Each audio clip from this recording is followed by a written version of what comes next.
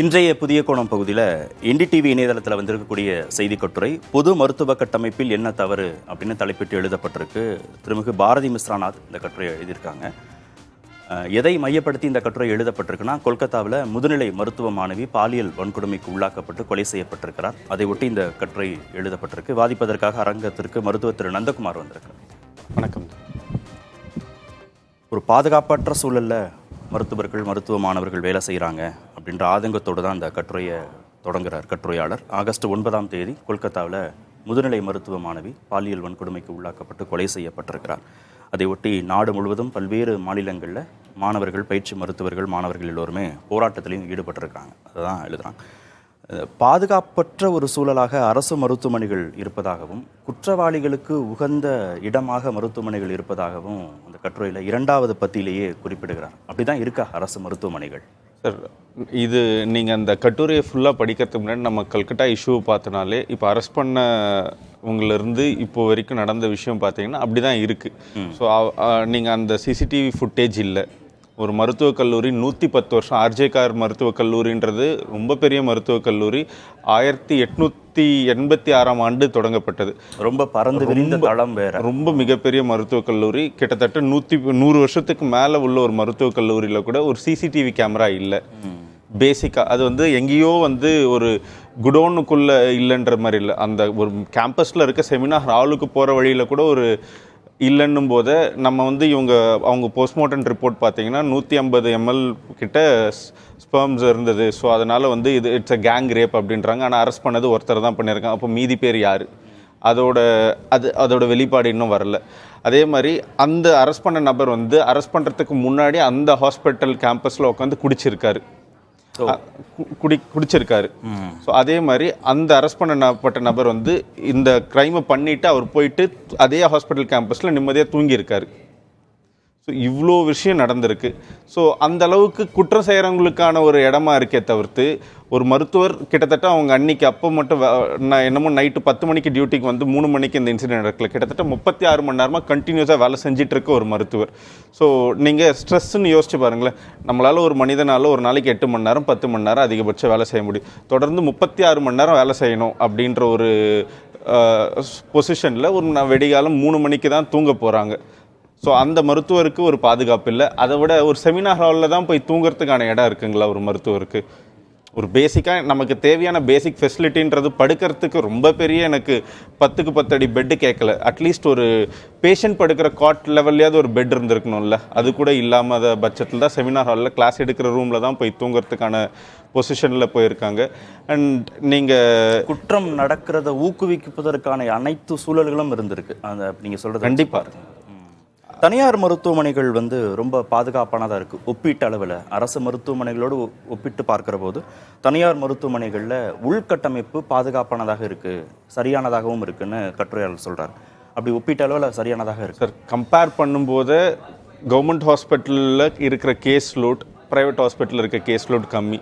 So comparatively பெட்டராக இருக்குது, better working atmosphere. But அதுக்கேற்ற மாதிரி ப்ரைவேட் ஹாஸ்பிட்டலில் உங்களுக்கு மற்ற ப்ரெஷர்ஸ், ஸ்ட்ரெஸ் ரிலேட்டட் திங்ஸ் இருக்கும். நீங்கள் உங்களால் ஒரு பேஷண்ட்டை ஆஸ் அ டாக்டராக நான் ஃபீல் பண்ணியிருக்கிறது ஒரு பேஷண்ட்டுக்கு நம்ம இன்றைக்கி டேட்டுக்கு நீங்கள் பேஷண்ட்டுக்கு நல்லது சொன்னால் பேஷண்ட்டுக்கு உங்களுக்கு பிடிக்காது. பேஷண்ட்டுக்கு நீங்கள் பிடிச்சது சொன்னால் தான் பேஷண்ட்டுக்கு உங்களுக்கு பிடிக்கும். நீங்கள் வேறுபாடு இல்லை, உண்மை. ஸோ நான் பேஷண்ட்டை பேம்பர் பண்ணி தான் நாம் கொண்டு போகணும். ஸோ அதுக்கு ஏற்ற ஃபெசிலிட்டிஸ் சார். இன்றைக்கி பேஷண்ட் ஒரு ஹாஸ்பிட்டலுக்கு போகிறாங்கன்னா they want and hospitality. So அந்த ஹாஸ்பிட்டாலிட்டியை ரெடி பண்ணால் தான் கவர்மெண்ட் ஹாஸ்பிட்டலில் போயிட்டு பேஷண்ட்டுக்கு இலவச மருத்துவம் கொடுக்குது அரசு. பட் ப்ரைவேட் ஹாஸ்பிட்டலில் அந்த ஹாஸ்பிட்டாலிட்டி பேஷண்ட்டுக்கு ஹாஸ்பிட்டாலிட்டி கொடுக்கறதால அவங்களோட பெனிஃபிட்டில் அந்த ஷேடோவில் டாக்டர்ஸ்க்கும் அந்த ஹாஸ்பிட்டாலிட்டி வருது. அதாவது நோயாளிகள் விரும்பும் சூழலை தனியார் மருத்துவமனைகள் உருவாக்கியிருக்கு. மற்றபடி அதே ஒர்க் லோடு பார்த்தீங்கன்னா ஒர்க் லோடு, ஸ்ட்ரெஸ் லோடு அதெல்லாம் ஈக்குவலாக தான் இருக்குது. பெண் மருத்துவர்களுக்கு நோயாளிகளால் பிரச்சனை, அவங்களுடைய உதவியாளர்களால் பிரச்சனை, அங்கே வேலை செய்யக்கூடிய பணியாளர்களால் பிரச்சனை, பாடம் எடுக்கக்கூடிய பேராசிரியர்களால் பிரச்சனை, முதியவர்களால் பிரச்சனை, உடன் வேலை செய்யக்கூடிய கீழ்நிலை மருத்துவ பணியாளர்களால் பிரச்சனை அப்படின்னு அவர் சொல்கிறாரு. அவ்வளவு தூரம் பாலியல் ரீதியிலான மற்ற பணி அழுத்தங்களை கொடுக்கக்கூடிய சூழல்களால் அவ்வளவு சிரமப்படுறாங்களா பெண் மருத்துவர்கள்? சார், பெண் மருத்துவர்கள் பெண்களுக்கே இந்த சூழ்நிலை தொடர்ந்து நம்ம நாட்டில் நடந்துட்டு தான் இருக்குது. அதை அதுக்கான ஒரு ஸ்ட்ராங் ஆன எந்த ஒரு லா என்ஃபோர்ஸ்மெண்ட் இன்ன வரைக்கும் வரல. இப்போ ரீசெண்டாக ஒரு வீடியோ நிறைய சோஷியல் மீடியாஸ்லாம் கூட பார்த்துருப்பீங்க. ஒரு பிஹெச்சியில் ஒரு பெண் மருத்துவர் இருக்கும்போது ஒரு ஆண் உறுப்பை காட்டிகிட்டே உள்ளே தப்பாக நடக்க முயற்சி பண்ணது அவங்க வீடியோ எடுத்துகிட்டு, ஸோ அந்த மாதிரி நடந்தது. இப்போ முந்தா நேற்று கோயம்புத்தூரில் நைட்டு 9 மணிக்கு ஹாஸ்பிட்டல் கேம்பஸ்குள்ளவே டீன் ஆஃபீஸ் கிட்ட இருக்க பார்க்கிங்லேருந்து ஒரு பெண் மருத்துவர் அவங்க 2 வீலர் எடுக்க போகும்போது அங்கே அவங்க கிட்ட யாரோ ஒரு நபர் தப்பாக நடக்க முயற்சி பண்ணுறது. இது முதல் விஷயம்னா, இப்போ நம்ம ஒரு ஆஃபீஸுக்கு தேவையில்லாத ஆட்கள் யாரும் உள்ளே வர முடியாது. பட் ஹாஸ்பிட்டல்ன்றது ஒரு பொது இடம், யாருனாலும் வரலாம், எதுனாலும் வரலாம். இப்போ வரும்போதே நீங்கள் நிறுத்தி யாருன்னு கேட்டால் எனக்கு உடம்பு சரியில்லை நான் பார்க்க போகிறேன்னும் போது அவங்கள வெளில இருக்க காவலாளர் தடுக்க முடியாது. பட் ஆனால் அவங்க சும்மாவே நான் உள்ளே வரேன், இல்லை எங்கள் ரிலேட்டிவ் அட்மிட் ஆயிருக்காங்க நான் பார்க்க போகிறேன்னா என்ன சொல்ல முடியும்? ஸோ ஒன்றுமே சொல்ல. பெண் நோயாளிகளுக்கும் பாதுகாப்பு இல்லைன்னு சொல்கிறாரு சார். கண்டிப்பாக இப்போ வெளியிலேருந்து வரவன் யார் சார்? அவன் யாரோ ஒரு சைக்காட்டிக்கா இல்லை இந்த மாதிரியான ஒரு செக்ஷுவல் தாட்டால் ப்ரூவ் பண்ணப்பட்ட ஒருத்தர் தான் உள்ளே வராங்க. ஸோ அப்படி உள்ளே வரவங்களுக்கு மருத்துவராக இருந்தால் என்ன, நோயாளியாக இருந்தால் என்ன வருத்தப்படுறாங்க மருத்துவர்கள்னா, நோயாளிகளை காப்பாற்றணும், சிறந்த மருத்துவ சிகிச்சை கொடுக்கணுன்றதான் எங்களுடைய எண்ணம். எல்லா விதமான முயற்சிகளையும் கடந்து எங்கேயாவது ஒரு சூழலில் நோயாளிகள் இறந்துட்டாங்கன்னா உறவினர்களுடைய முழு கோபமும் எங்கள் மேலே திரும்பிடுது, எங்களை தாக்கிடுறாங்க. எங்களுடைய வாழ்க்கைக்கு எங்களோட உயிருக்கு யார் பாதுகாப்பு அப்படின்னு. சார், அது ரொம்ப வருத்தத்துக்குடைய விஷயம். நாங்கள் பலவாட்டி நான் ஒரு எமர்ஜென்சி டிபார்ட்மெண்ட்டில் ஒர்க் பண்ணுறேன் நான். ஸோ பல வாட்டி பேஷண்ட்ஸ் உள்ளே ஒரு ஆக்சிடெண்ட்டோ இல்லை இறந்த பேஷண்ட் வரும்போது இல்லை செஸ்ட் பெயினில் வரும்போது நாங்கள் அவங்கக்கிட்ட சொல்லும்போது ஒரு 2 மணி நேரம் 3 மணி நேரத்துக்குள்ளே அவங்க இறக்குற சூழல் வரும்போது நம்ம எக்ஸ்பிளைன் பண்ணும்போது பல வாட்டி இந்த பிரச்சனைகளை ஃபேஸ் பண்ண வேண்டியதாக இருக்குது. நான் அப்போது நிறைய வாட்டி சண்டைகள் நடக்கும்போது சொல்லுவேன், சார் உங்களுக்கு எனக்கு பர்சனலாக எந்த பிரச்சனையும் கிடையாது. நான் அந்த நோயாளியோ இல்லை நோயாளியோட உறவினர்களை நான் இதுக்கு முன்னாடி சந்திச்சிருக்கிறதுக்கான வாய்ப்பே எனக்கு இல்லை. நம்ம இதான் முதல் வாட்டி பார்க்குறோம். எனக்கும் உங்களுக்கும் பர்சனலாக எந்த ஒரு பிரச்சனையும் கிடையாது. அவருக்கு என்ன நடந்தது, நம்ம கொடுக்க முடிஞ்ச வைத்தியத்தை நாங்கள் கொடுக்குறோம். நீங்கள் பார்த்தீங்கன்னா என்ன ஒரு நோயாளி வராங்கன்னா அவங்கள வியாதிக்கான தீர்வு ஒன்று தான், மருந்து மாத்திரை, ஒரே மருந்து மாத்திரை தான். மருந்து மாத்திரையில் மாற்றம் கிடையாது. இல்லை ஜுரம்னு வந்தால் பேராசிட்டமால் தான் கொடுக்க போகிறோம். ஸோ அதில் எந்த மாற்றமும் கிடையாது. பட் ஒருத்தங்க உடம்பு அதை ஏற்றுக்குது, ஒருத்தங்க உடம்பு அதை ஏற்றுக்கல. ஓகே, நோயாளியை காப்பாற்றணுன்றதான் உங்களோட பிரதான. ஸோ இதை நம்ம பண்ணும்போது அவங்க உறவினர்கள் அந்த எமோஷ்னலாக அவங்க ரிவால்ட் ஆகுறாங்க, ஹாஸ்பிட்டலில் தாக்குறாங்க, மருத்துவர்களை தாக்குறாங்க. இது முதல் வாட்டியோ இல்லை இது இப்போ தான் நடந்து இது இவ்வளோ பெரிய இஷ்யூ ஆகிறது. இது தொடர்ந்து நடந்துக்கிட்டே இருக்க விஷயம். பல விஷயங்கள் ரிப்போர்ட் ஆகாமல் போகுது. கிட்டத்தட்ட 90% ஆஃப் இந்த மாதிரியான பிரச்சனைகள், ஹாஸ்பிட்டல் நடக்கிற பிரச்சனைகள் ரிப்போர்ட் ஆகாமையே போகுது. ஆனால் உங்களுக்கு 10 ஆண்டுகள் வரைக்கும் சிறை தண்டனை இருக்குல்ல மருத்துவர்கள் தாக்கினா. அதை தான் கேட்டுட்டு இருக்காங்க. இப்போ central health care protection act அப்படின்னு சொல்லிட்டு இப்போ திரும்பவும் ஜேபி நட்டா சுகாதாரத்துறை அமைச்சரை பார்த்து இதை ரெக்வெஸ்ட் பண்ணுறாங்க.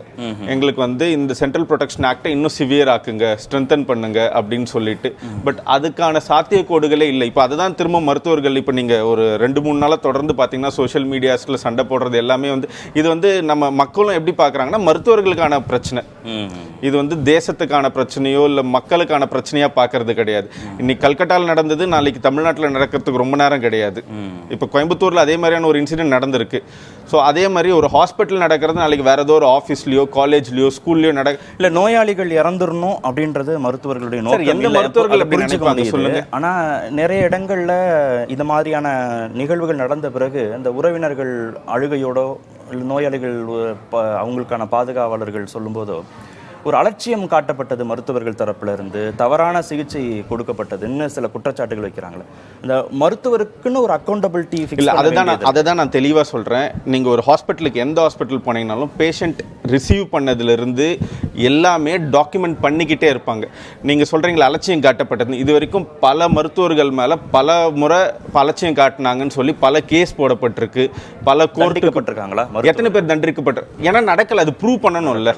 நான் என்ன கேட்குறேன்னா, நான் எங்கள் எந்த ஹாஸ்பிட்டல்னாலும் வாங்க, ட்ரையட் ஷீட்னு ஒன்று வச்சுருப்பாங்க. பேஷண்ட் உள்ளே வரும்போது அவங்க வைட்டல்ஸ் பார்ப்பாங்க, டைம் இருக்கும், ஒன்றுமே மானிட்டர் பண்ணுவாங்க. அப்படி இருக்கும்போது பேஷண்ட்டுக்கு அவங்க ஆதங்கம், அவங்கள காப்பாற்ற முடியலன்னா நம்ம சார் மருத்துவர்களும் மனிதர்கள் தான் சார். ஒரு பெரும் இழப்பை தாங்க முடியாத அதோட வெளிப்பாடாக அவங்க மருத்துவமனையை தாக்குறதோ மருத்துவர்கள் தாக்குறதோ நியாயமற்ற செயல்.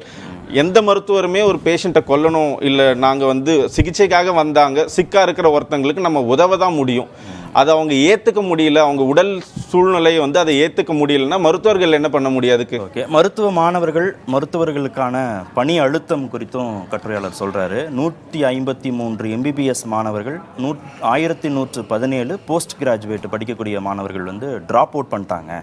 ஏன்னா உகந்த சூழல் இல்லை, கல்வியால் மன அழுத்தம், மோசமான பணிச்சூழல், மிரட்டல், இதெல்லாம் காரணம் அப்படின்னு சொல்கிறாங்க. 122 பேர் வந்து சூசைட் பண்ணியிருக்காங்க. அவ்வளவு ஸ்ட்ரெஸ்ஃபுல் ஜாபாக இருக்கா? கண்டிப்பாக சார். இப்போது ஒரு உங்களுக்கு ஞாபகம் இருக்குன்னு நினைக்கிறேன், நம்ம இன்ஃபோசிஸ் நாராயணமூர்த்தி சார் வந்து 70 hours ஒர்க் பண்ணணும் அப்படின்னு கொஞ்சம் நாட்களுக்கு முன்னாடி ஒன்று சொன்னது வந்து பெரிய டிபேட் ஆச்சு.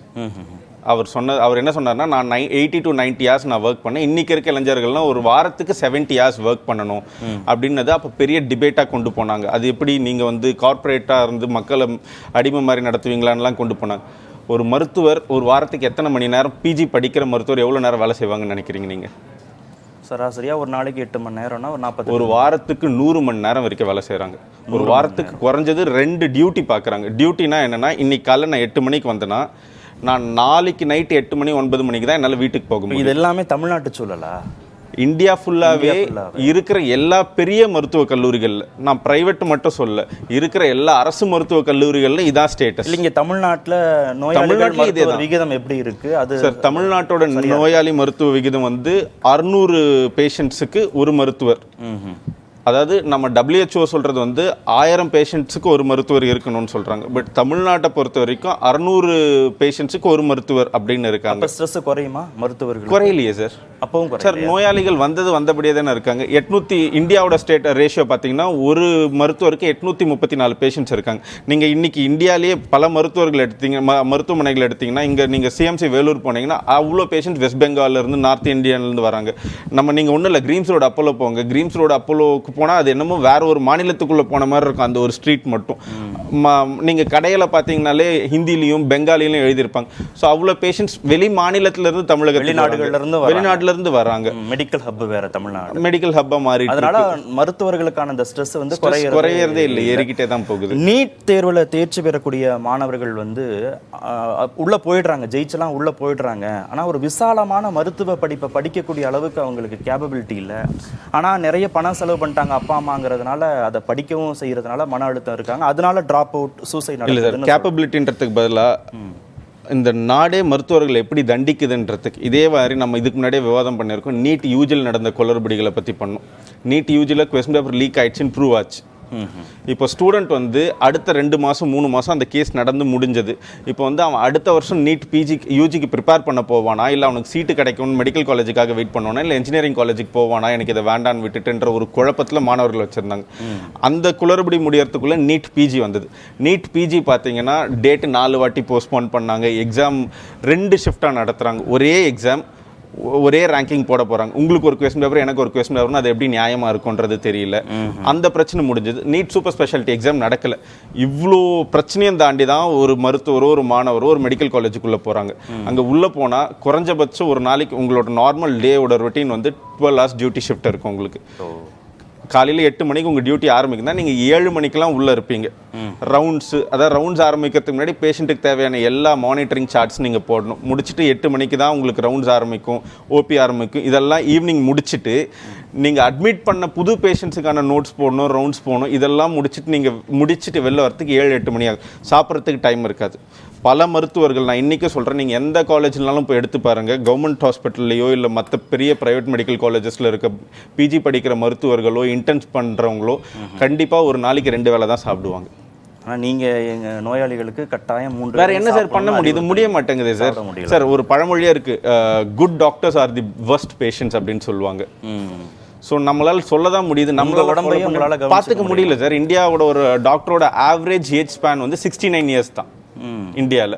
ஸோ அப்படி இருக்கும்போது நம்ம என்ன எல்லாமே தான் தெரியுது, பட் என்ன பண்ண முடியுது? 2 பாண்டு தொடர்பாகவும் மருத்துவர்கள் வந்து சிக்கலை சந்திக்கிறாங்க. ஒன்று சீட் லீவிங் பாண்டு, இன்னொன்று சர்வீஸ் பாண்டு. இந்த சீட் லீவிங் பாண்டுங்கிறது கல்லூரியில் சேர்ந்து படிக்காமல் அவர் டிஸ்கன்டினியூ பண்ணார்னா அதுக்கு நிறைய ஃபைன் கட்டணும்.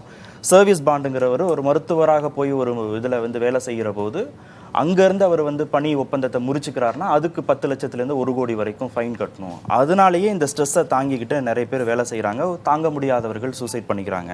அதனால ஒரு ஆரோக்கியமான மருத்துவ கட்டமைப்பை உருவாக்கணும் அப்படின்னு சொல்கிறாங்க. இவ்வளவு பாண்ட் ஸ்ட்ரக்சர் இருக்கா? இல்லை, கண்டிப்பாக இருக்குது. 2 பாண்ட். ஒன்று சீட் லீவிங் பாண்டுன்னும் போது அந்த சீட்டை வந்து நீங்கள் 1 வருஷம் முடிச்சுட்டு இருப்பீங்க. நீங்கள் செகண்ட் இயர் போகும்போது உங்கள் ஸ்ட்ரெஸ் பர்ஸ்ட் ஆகும். நம்ம டே ஒன்லேயே ஸ்ட்ரெஸ் ஆகிட மாட்டோம். ஸோ செகண்ட் இயர் ஒரு 6 மாதம் 1 வருஷம் கழிச்சு தான் நமக்கு அந்த அவுட் பர்ஸ்ட் வரும். ஸோ அப்போ வந்து திரும்ப அந்த சீட்டில் வந்து வேறு யாரையும் கொண்டு வந்து அகாமடேட் பண்ண முடியாது கவர்மெண்ட்டால். ஸோ கவர்மெண்ட் வந்து ஒரு சீட் மேலே அவ்வளோ இன்வெஸ்ட் பண்ணுறாங்க மருத்துவர்கள் மேலே. ஸோ அதனால் வந்து அந்த லாஸை வந்து சரி நீங்கள் தானே விட்டுட்டு போகிறீங்கன்ட்டு. பட் இது அவங்க எப்படி காம்பன்சேட் பண்ணால் ஒரு நல்ல ஒர்க்கிங் அட்மாஸ்பியர். சார் தூங்குற இடம்லாம் விடுங்க, ஒரு ப்ராப்பர் பாத்ரூம் ஃபெசிலிட்டி இருக்க மாட்டேங்குது பல அரசு மருத்துவமனையில். ஹாஸ்டலில் ஒரு ப்ராப்பர் சேஃப்டி இல்லை. நம்ம நீங்கள் எம்எம்சி எடுத்தீங்கன்னா ஹாஸ்டலில் பல திருடு போயிருக்கு. அதாவது இந்த பக்கத்தில் இருக்கவங்க இல்லை, வெளியிலேருந்து திருடர்கள் வந்து உள்ளேருந்து திருடிட்டு போன சிசிடிவி அவங்கள பல முறை அரெஸ்ட் பண்ணியிருக்காங்க. ஸோ இந்த மாதிரியான பேசிக் ஒரு ஃபெசிலிட்டி கூட கிடையாது ஒரு மருத்துவருக்கு.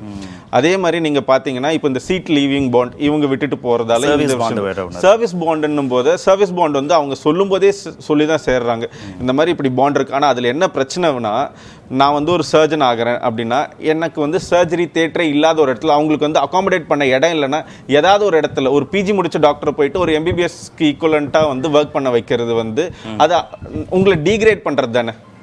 நீங்கள் எம்பிபிஎஸ் முடிச்சுட்டு எம்டிஓ எம்எஸ்ஓ முடிச்சிருக்கீங்க, உங்களை கூட்டு போய் டீக்ரேட் பண்ணுற மாதிரியான போஸ்டிங் கொடுக்கறது வந்து கண்டிப்பாக ஸ்ட்ரெஸ் தான். மாணவர்களுக்கும் மருத்துவர்களுக்கும் ஒரு ஆரோக்கியமான பணிச்சூழல் தேவைப்படுது, கல்விச்சூழலும் தேவைப்படுது, மிக முக்கியமாக தேவைப்படுது. அந்த பேசிக்கான சார் ரொம்ப பெரிய எங்களுக்கு லக்ஸூரியாலாம் யாரும் கேட்கறல, அந்த பேசிக்காக கொடுக்க வேண்டிய அம்யூனிட்டிஸ் ஃபெசிலிட்டிஸே கிடைக்க மாட்டேங்குது.